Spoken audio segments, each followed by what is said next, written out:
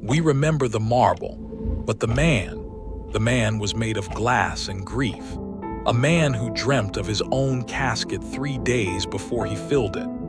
To understand the Savior, you must first survive the monster that lived inside him, a darkness he called the melancholy. This is not a history of a president.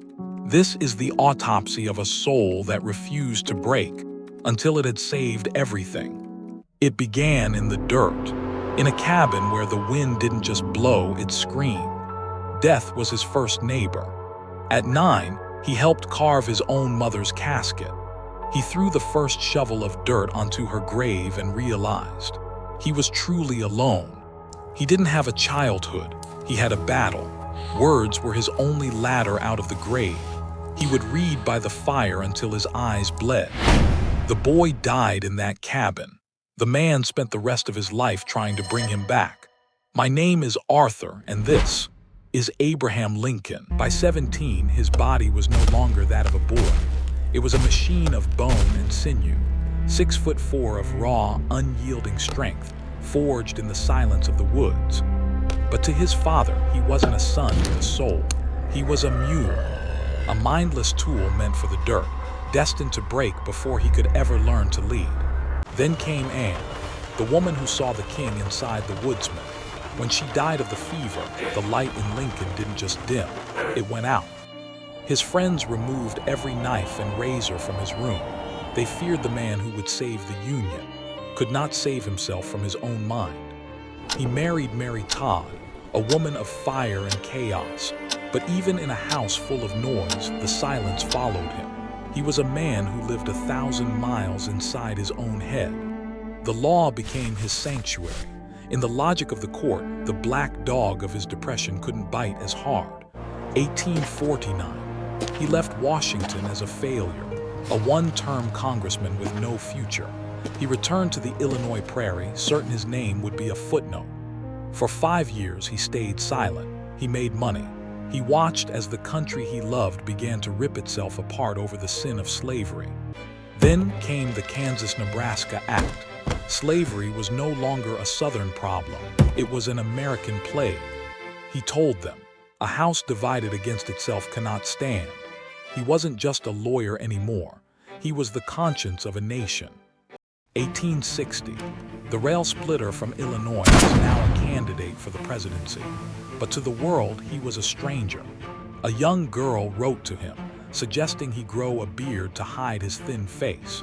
She didn't know he was about to grow a mask for the tragedy to come. The beard grew, but so did the hatred. By the time he reached Washington, he had to be smuggled in at night. March 4, 1861. As he took the oath, the Capitol dome stood unfinished, a hollow skeleton of a dream. Lincoln stood beneath it, looking out over a sea of bayonets. April 12. The first shells hit Fort Sumter. The talking was over. The bloodletting had begun. Lincoln sat in the White House, hearing the cannons in his heart. He called for 75,000 volunteers. He was about to oversee the greatest slaughter in American history. He lived in the telegraph office. Every click-clack of the machine was another death, another name, another father who wouldn't be coming home. The black dog returned with a vengeance, but this time Lincoln couldn't hide. He had to be the anchor for a ship that was sinking. February 1862. Lincoln faced a different kind of death. His favorite son, Willie, was slipping away. When the boy died, the president collapsed. He shut himself in his room for days. He said, "My boy is gone. He was too good for this earth." But the war didn't care about a father's tears. The Union was losing. The generals were failing. In the darkness of his grief, he found a radical light. He realized he couldn't just fight for a territory. He had to free the slaves. He told his cabinet, "My mind is made up." This wasn't a suggestion, it was a revolution. With one stroke of a pen, across the South, word spread like fire. 4 million people who were treated as property were now, by law, human beings. But the cost was blood, more blood than any American had ever seen. The South fought with the fury of a dying beast. He went to a small town in Pennsylvania called Gettysburg, not to celebrate victory, but to apologize to the dead and to give them a reason why. He spoke for only 2 minutes. He didn't talk about borders. He talked about a new birth of freedom. The world barely noticed then, but those words became the new foundation, a promise to the dead that their blood wasn't just wasted red ink on a map. 1864, the magic was gone. They were tired of the coffins. Lincoln's own party was ready to throw him to the wolves. He was convinced he would lose. He wrote a secret memo promising to help his successor save the Union because he wouldn't be there to do it. He was ready to go home. Then, a miracle of fire, Atlanta fell. The tide didn't just turn, it crashed.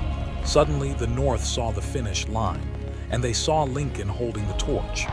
He won, April 14, 1865. Good Friday. For the first time in 4 years, the lines of war on Abraham's face seemed to soften. He told Mary, "I have never felt so happy." But in the shadows behind him, the old world was screaming for revenge. A man fueled by hate moved through the dark, carrying a single lead ball. A single shot, muffled by the laughter of the crowd. The mind that had mended a broken union was suddenly, violently extinguished. The theater became a tomb. The man who had broken the chains of millions was now a prisoner of silence. For 1,700 miles, the funeral train carried him home. Millions stood in the rain, not to mourn a politician, but to say goodbye to a father. The soldiers he had sent to battle wept like children. They called him Father Abraham. To them, he was the only man who truly understood their sacrifice. Lincoln was not a saint. He was a flawed, haunted man who used his own darkness to light the way for a nation. He died so that the Union might live. He is no longer a man of flesh. He is the conscience of a country, a reminder that even the most broken among us can mend a broken world. History records his speeches, but his letters record his ghost. Lincoln wrote to survive, to bleed his thoughts onto paper before they consumed him. In 1841, he wrote, "If what I feel were equally distributed to the whole human family, there would not be one cheerful face on the earth." He suffered from what Victorians called hypochondriasis, a deep, clinical depression. He saw the world through tragedy, and yet he never stopped walking. This too shall pass. It wasn't a cliché, it was a lifeline. Darkness was not the end, but a tunnel. When he wrote to the grieving, he didn't write as a president. He wrote as a man who had buried his own mother, his own sons. He was the loneliest man in Washington. His letters were his companions, terrified of failing the future, but never afraid of the truth. His words traveled where he could not, into slave cabins, into trenches. He wasn't just writing letters, he was writing an American soul. The ink was his blood. He poured every drop onto the page, but there was one more battle the ink couldn't win. Lincoln was a man of logic. His generals were men of ego.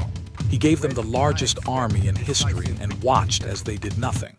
General McClellan called him an idiot, a well-meaning baboon.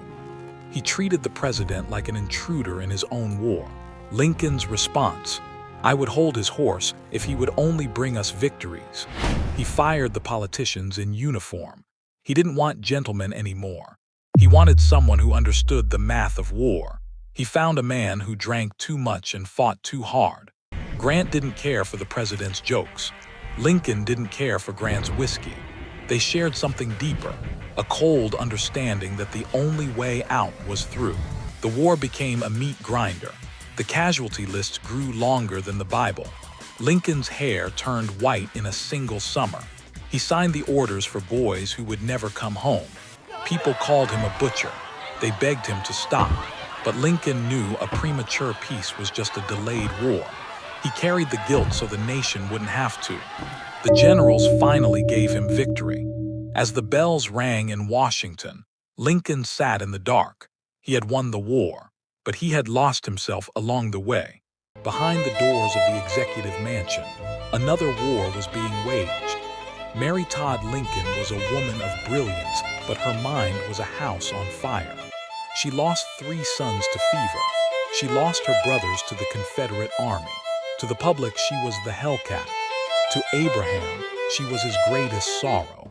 He was the great emancipator, yet he could not free his own wife from the prison of her grief. He walked the halls at night, listening to her weep for the children they had buried. They were two wounded souls holding onto each other in a hurricane. She was the only one who dared to tell him the truth. He was the only one who truly knew her pain. As the war dragged on, she retreated into the occult, seances in the Red Room, trying to reach her dead sons, living in a world of ghosts. Washington gossiped. They called her a spy. They called her insane. Lincoln defended her with ferocity. "My wife is as she is," he said, "and I love her." In the final days, they planned a future, a trip to Europe, a quiet life in Illinois. They thought the storm had passed. They didn't know the lightning was already striking. When the shot rang out, Mary didn't just lose a president. She lost her anchor. For the rest of her life, she wandered the world, looking for the man who understood her darkness. Lincoln's war was never just an American affair. In the cold, hungry mills of England, the world was holding its breath. If the American experiment died, the hope of the common man died with it. From the palaces of Russia to the streets of London, they watched the man in the stovepipe hat. They saw a miracle, a leader who believed that the many were worth more than the few. The European kings wanted him to fail. They wanted the Union to shatter so they could reclaim the pieces. Lincoln was the only thing standing between the old world and the new. He became a ghost that haunted every throne, proof that a man of the dirt could outthink a man of the crown.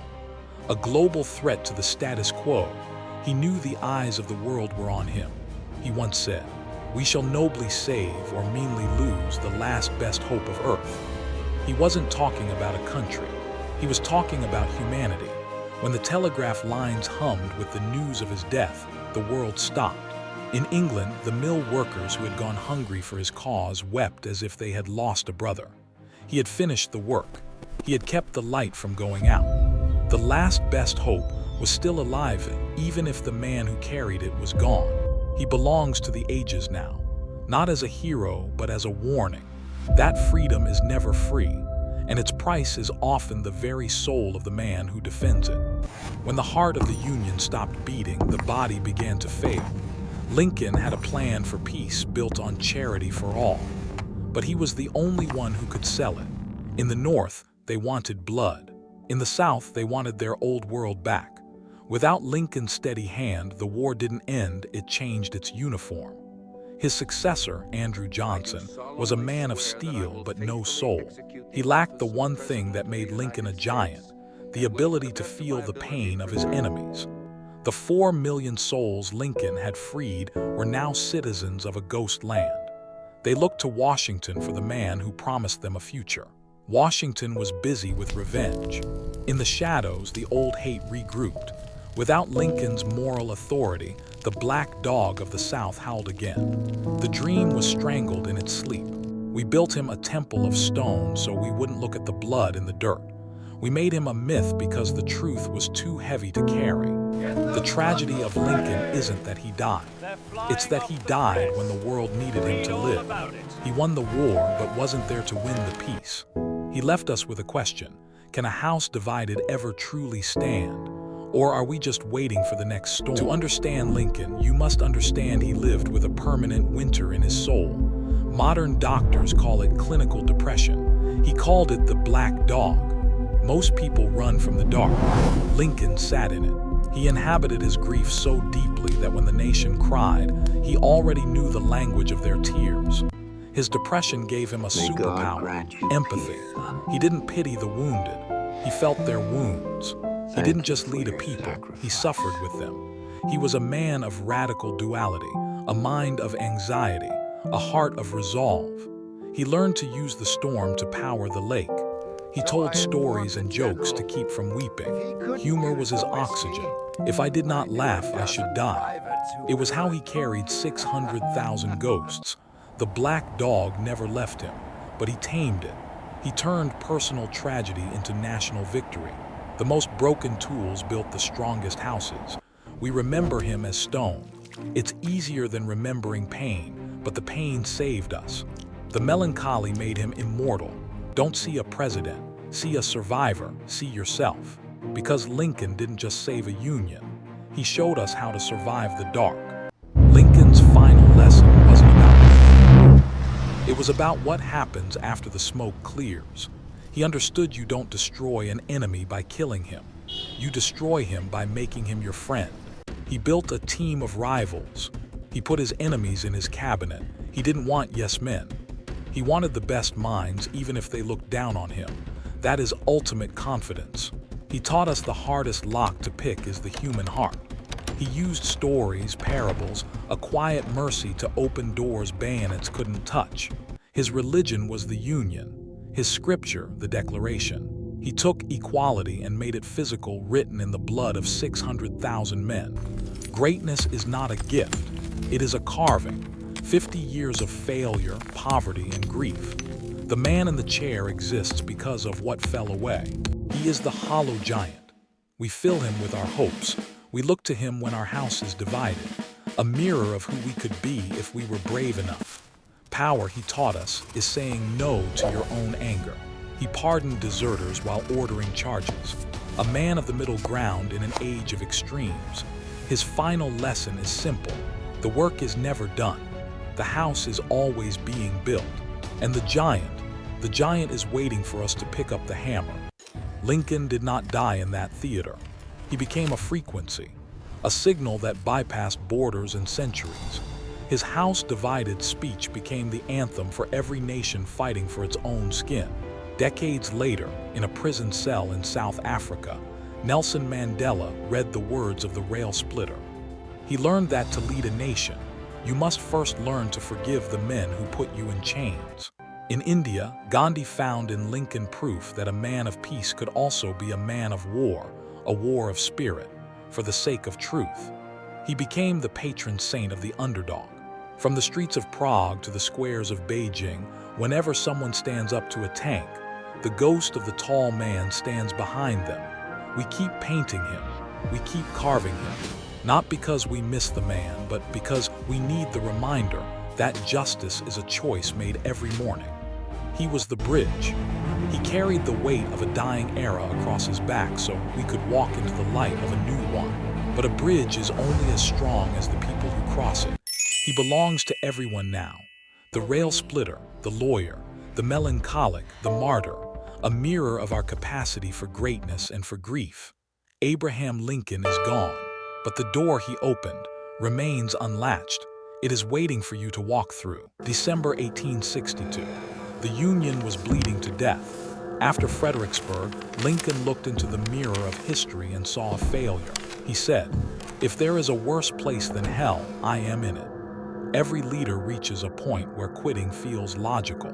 For Lincoln, that point came every Tuesday when the casualty lists arrived. But he made the second choice, the choice to endure the unendurable. He learned psychological distance. While the world screamed, he retreated into a quiet room inside his mind. He didn't react to the noise. He listened for the truth. He became the anchor. He understood a leader's job isn't to be popular, but to be immovable. He made the second choice to be the villain of the present, to become the hero of the future. To keep his sanity, he returned to the dirt. He remembered the boy from the log cabin. If the world ended tomorrow, the earth would remain. This was his reset. He waited. He outlasted his critics, his generals, his own despair. He proved greatness isn't an explosion. It's a slow burn that refuses to go out. The second choice had a price. It carved itself into his skin. He didn't just lead the war, he absorbed it. He became the living map of the American conflict. He chose to stay. He chose to finish. And in that choice, he found the only thing stronger than death: purpose. Before he wrestled with the soul of a nation, he wrestled with the giants of the prairie. At 6'4", he was a physical anomaly, a man of iron wrapped in frontier humor. He carried his office on his head. His hat was a graveyard of unfinished ideas, legal briefs, letters to the lonely.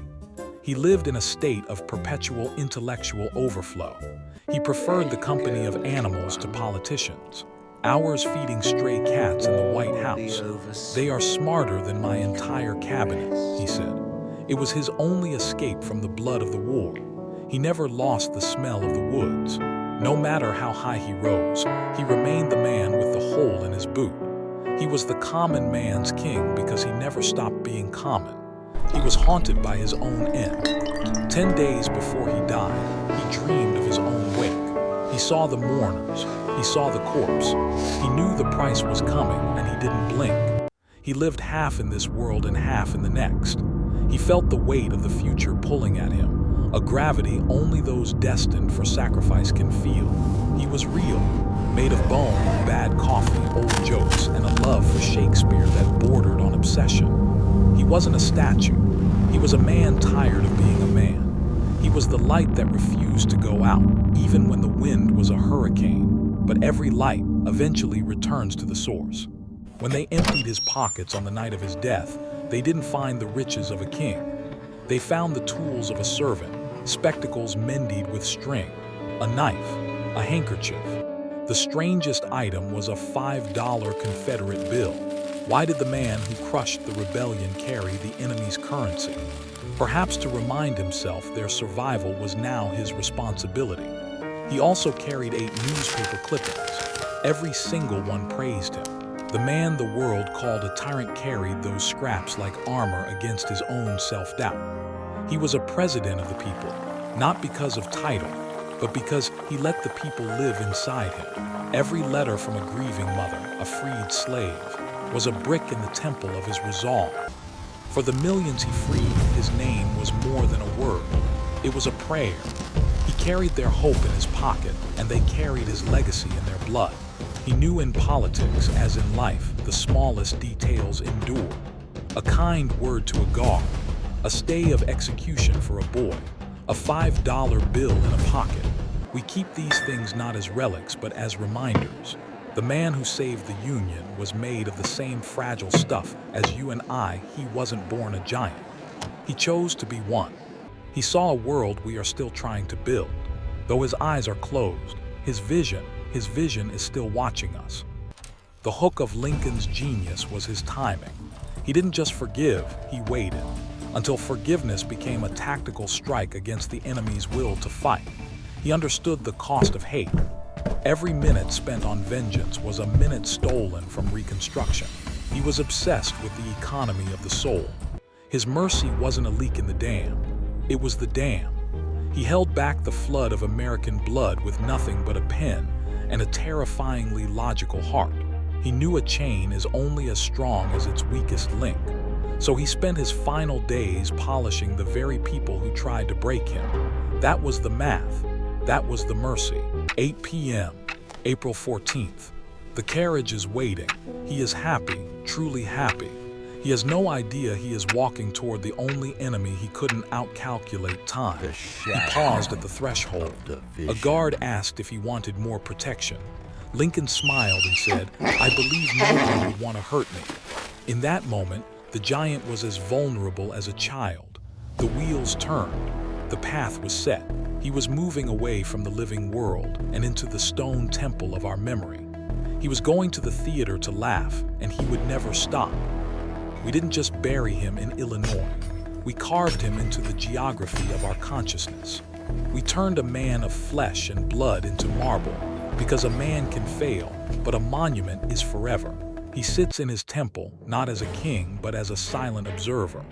The only president who still watches us, eyes fixed on the horizon, waiting to see if we will keep the promise he died for.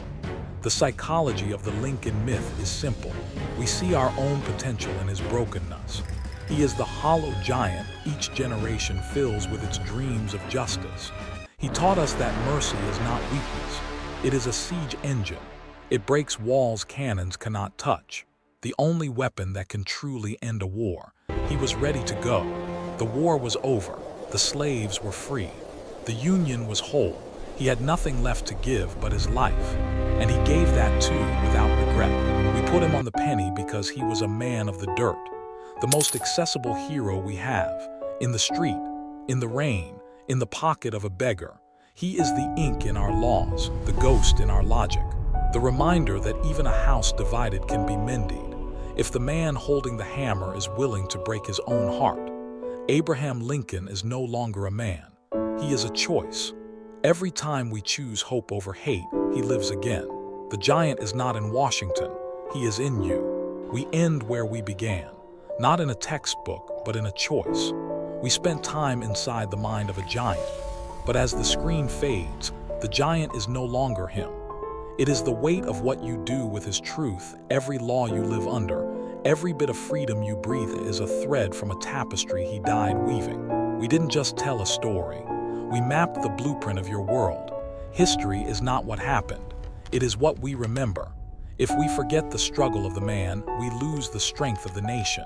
This is why we look back, to find the courage to move forward. He is the most common man in our pockets, yet the most complex ghost in our halls. The only leader who mastered the mathematics of mercy without losing his soul to the numbers. Did you see it? The shadows, the hidden scars. This film was designed to be watched twice. Once to see the man, once to find the ghost. Go back. The truth is in the margins. In an age of division, Lincoln is the only map that still works. We invite you to join the archive, to deconstruct the past so we can survive the future. He is watching. The question is, are you worth the sacrifice? Tell us in the comments. What is the one thing you would give everything to save?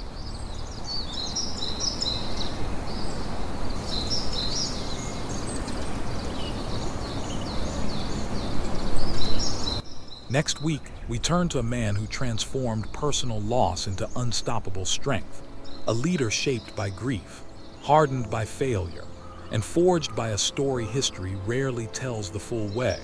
His pain became his power. His struggle became his legacy.